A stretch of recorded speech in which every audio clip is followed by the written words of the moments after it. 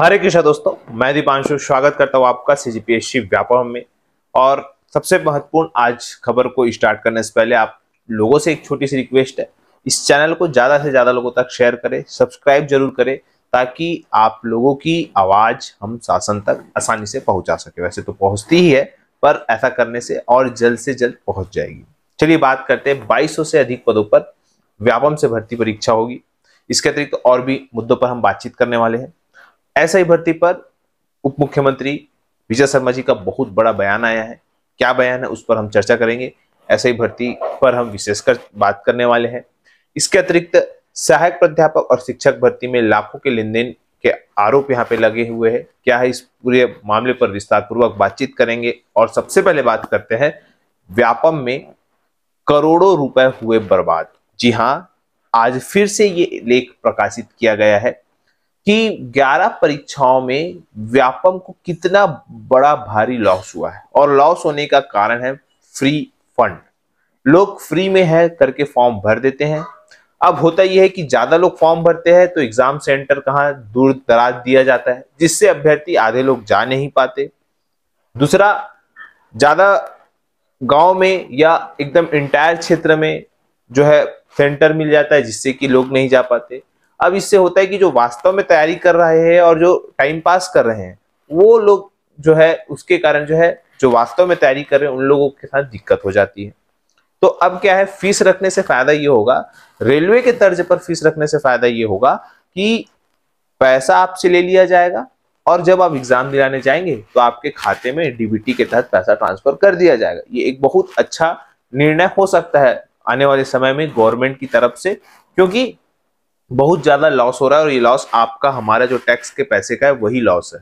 तो अब फॉर्म वही भरेगा जो तुरंत पैसा देगा। अब जब पैसा दिया जाएगा तो जाहिर सी बात है फॉर्म कम ही जाएंगे। रही बात, अगली खबर की बात करते हैं और बहुत ही ज्यादा महत्वपूर्ण, जो कि हो जाता है आपका शिक्षक और सहायक प्राध्यापक की भर्ती में लाखों के लेन देन के आरोप। जैसा कि आपके स्क्रीन पे शो हो रहा होगा, आप लोग देख सकते हैं। यहाँ पे देखिए, सबसे पहले मैं आपको सहायक प्राध्यापक भर्ती के बारे में बात करूंगा। सहायक प्राध्यापक में क्या लिखा है, असिस्टेंट प्रोफेसरों की कथित चयन सूची के वायरल होने पर बवाल। मामला फिर से विवादित है और वो भी इंदिरा गांधी कृषि विश्वविद्यालय का है। इसमें 32 असिस्टेंट प्रोफेसरों की भर्ती के लिए जो है पिछले दिनों जो है इंटरव्यू आयोजित करवाया गया था और लिफाफे में सीलबंद कर दिया गया था। और 18 सितंबर को प्रबंध मंडल की बैठक में आयोजित की गई। बैठक में 2 दर्जन से अधिक एजेंडे की चर्चा हुई। प्रबंध मंडल की बैठक में मुहर लगने के बाद सूची जारी की जाएगी। इधर बैठक के 2 दिन पहले ही कथित चयन सूची सोशल मीडिया में वायरल हो गई। इसको लेकर विश्वविद्यालय में हड़कंप मचा हुआ है। सूची में अंकित नामों को लेकर तरह तरह के कयास लगाए जा रहे हैं, जहां तक कि लेन देन के आरोप भी लगे हैं। हालांकि भर्ती प्रक्रिया में किसी प्रकार की गड़बड़ी की कोई शिकायत नहीं मिली है। अब देखिए, एक जो सूची है वो वायरल हो रही है, जहां पे देखिएगा बकायदा नाम है और राशि देखिएगा 30 लाख, 20 लाख, 25 लाख, 25 लाख, 20 लाख, 20 लाख, 25 लाख, ऐसे करीबन 26 नामों की सूची जो है ये वायरल हो रही है सहायक प्राध्यापक की। अब ये इंदिरा गांधी कृषि विश्वविद्यालयों का है, ये आरोप है। फिलहाल हम इस लिस्ट की कोई भी किसी भी प्रकार की पुष्टि नहीं करते। ये जो है सोशल मीडिया में वायरल हो रहा था, हमने आपके समक्ष रखा। चूंकि ये अखबार में आया है तो निश्चित तौर पर इस खबर को दिखाना, चूंकि ये युवाओं से जुड़ा हुआ मुद्दा है, इसी वजह से हमें इसे दिखाया। अगली खबर की बात करते हैं और वो भी जो है गड़बड़ियों से ही संबंधित है, जो कि देखिए, सरकारी शिक्षक ने नौकरी लगाने का झांसा देकर 1 दर्जन बेरोजगारों से ठगे 60 लाख रुपए। अब देखिए, यहाँ पे बेरोजगारों ने कितना कितना रुपए दिया। गणेश राम ने 9 लाख, चुम्बन साहू ने 1 लाख, अनिल लहरे ने 85,000, डेविड डीडी ने 2,75,000, प्रमोद नवरंग ने 2,90,000, मनीष श्रीवास्तव ने 1,70,000, प्रियंका डीडी ने 3 लाख, हेम किरण ने 3 लाख। मतलब इस प्रकार से 60 लाख रुपए और 2 साल तक नियुक्ति पत्र देने के नाम पर करता रहा गुमराह। अब जो है वो हिरासत में आ गया। अब देखिए, इससे क्या हुआ, आप लोग को मानसिक, आर्थिक, शारीरिक सारी परेशानियों का सामना करना पड़ा। तो क्या मतलब, और आप लोगों को फिर से ही कहूंगा, भाई आप लोग अपने मेहनत पर भरोसा करें। कहीं भी किसी भी प्रकार से जुगाड़ से कभी भी आपकी नौकरी नहीं लग सकती। मैं आपको फिर से समझा रहा हूं, जुगाड़ से कभी भी आपकी नौकरी नहीं लग सकती, आपको अपनी मेहनत पर भरोसा करना पड़ेगा। सीधी साफ बात, आप पढ़ाई करिए, पढ़ाई करके नौकरी लीजिए, यही सबसे एक बोलते हैं रामबाण उपाय है सरकारी नौकरी लगने का, कि आप मेहनत करिए, परिश्रम करिए, सफलता आपके कदम की ओर आएंगी। तो चलिए आगे हम बात करते हैं अगले खबर की। तो आप लोग देखिए, फिर से एक बताने का, ये खबर बताने का मकसद ये था भैया आप लोग जो इस प्रकार की चीजें हैं उससे बचकर चलिए, ठीक है। अब सबसे पहले हम एसआई भर्ती पर बातचीत करने से पहले जो कल उप मुख्यमंत्री जी के द्वारा बयान दिया गया था उस पर पहले आप लोगों के समक्ष दिखाते हैं, उसके बाद हम इस चर्चा को आगे बढ़ाते हैं। तो सबसे पहले आप उप मुख्यमंत्री जी का ये बयान देखिए। 5 साल तो पुरानी सरकार ने गड़बड़ किया, सब जानते हैं। अभी आकर के इनका कोर्ट केस ठीक हुआ, अभी आकर के इनके परीक्षाएं उसमें हुई हैं, अभी आकर के रिजल्ट बनने वाला है भाई, तब जाकर के पुरानी सरकार के कारण जो कुछ हुआ है उसके कारण ये लोग पीड़ित हैं। मुझे उनसे पूरी सहानुभूति। कुछ काम है, कुछ उसमें फाइनल लिस्ट बनाना बाकी है, एक निर्देश की आवश्यकता है, ऐसा कुछ है। तो 15-20 दिन 25 दिन में हो जाएगा, मैंने कहा था, वो समय होते होते हो जाएगा। तो देखिए आप लोगों ने उप मुख्यमंत्री जी का बयान देखा, उसके बाद देखिए अब हम बात करते हैं, जैसा उप मुख्यमंत्री जी ने कहा था कि 15-20 दिन कहे थे और 15-20 दिन में जो है अब इनका रिजल्ट आ जाएगा ऐसा करके।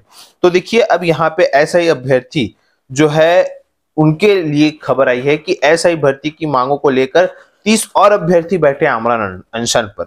यहाँ पे बताया गया है कि एसआई भर्ती का रिजल्ट जारी कर नियुक्ति देने की मांग को लेकर जो है पहले 3 अभ्यर्थी बैठे थे और अब 30 अभ्यर्थी और आ गए, और जब तक मांग पूरी नहीं होगी ये आंदोलन करते रहेंगे, इस प्रकार का यहाँ पे इनका बयान आया है। और अब इन्होंने रक्तदान भी किया है, याद रखिएगा। तो इस प्रकार की इनकी मांग है एक तरफ।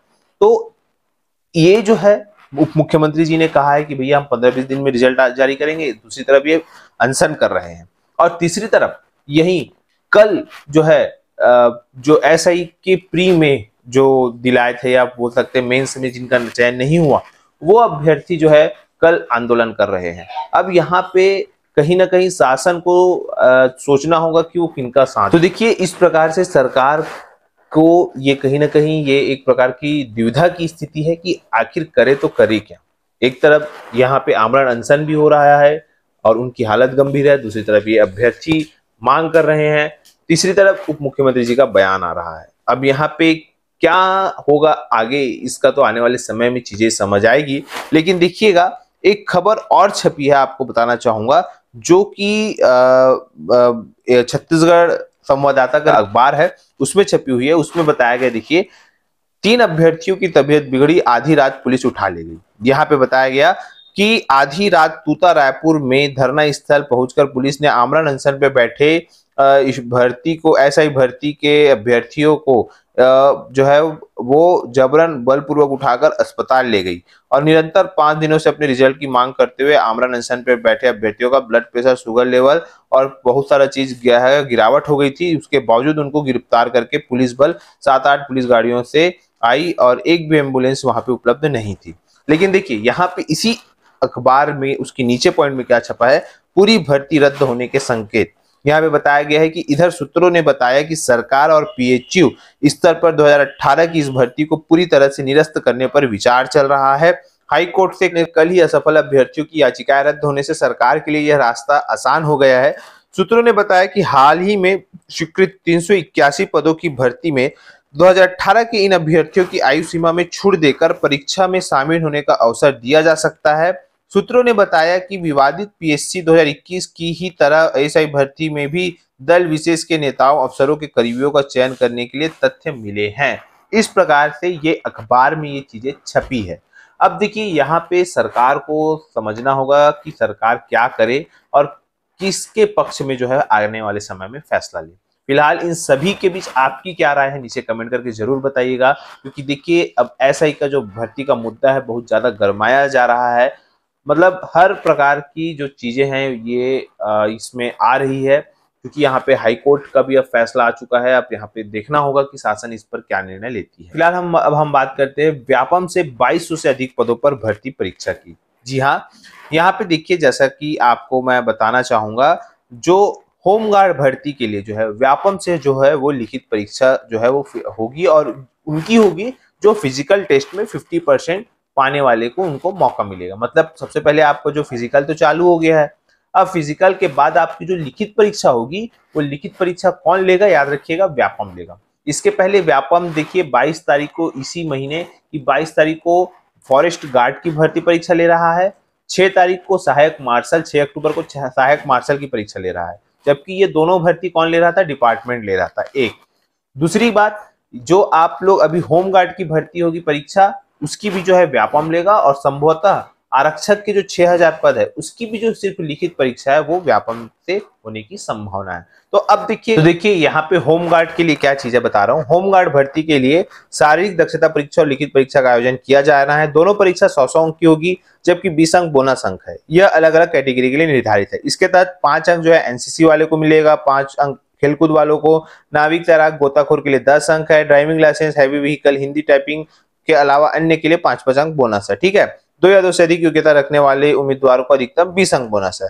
इस प्रकार से 220 अंकों के आधार पर मेरिट लिस्ट बनेगी। लिखित परीक्षा में देखिए, लिखित परीक्षा में फिर से है, देखिए यहाँ पे सामान्य ज्ञान है, गणित है, समेत जो है सामान्य ज्ञान और गणित, इसमें जो है अन्य पर आधारित सवाल पूछे जाएंगे। मतलब वही है आपका, जैसा कि फॉरेस्ट गार्ड का आप लोगों ने सिलेबस देखा, लगभग वैसा ही सिलेबस आप लोग देखेंगे कि जो आपके ये वाला एग्जाम है होमगार्ड का, उसमें भी लगभग संभवतः वैसा ही सिलेबस जो है रहने की संभावना है। देखिएगा, इस परीक्षा में क्वालिफाई करने के लिए सामान्य वर्ग के उम्मीदवारों को न्यूनतम 50% और एसटी एससी ओबीसी के उम्मीदवारों को 40% अंक जो है वो लाना अनिवार्य है। ठीक है, अब देखिए यहाँ पे आपकी जो होमगार्ड की जो परीक्षा है वो आपकी कहाँ से होगी, व्यापम से होगी, और लगभग यहाँ पे 2215 पद है, यही आप लोगों को बताना था। इसके अतिरिक्त देखिएगा कुछ ही दिन बाद आपके जो प्रयोगशाला परिचारक है उसका भी व्यापम की वेबसाइट पे जो आपका ऑनलाइन आवेदन करने के लिए आएगा प्रयोगशाला परिचारक का, वो भी आप जो है वहां कुछ ही दिन में आ जाएगा। तो प्रयोगशाला परिचारक की भर्ती भी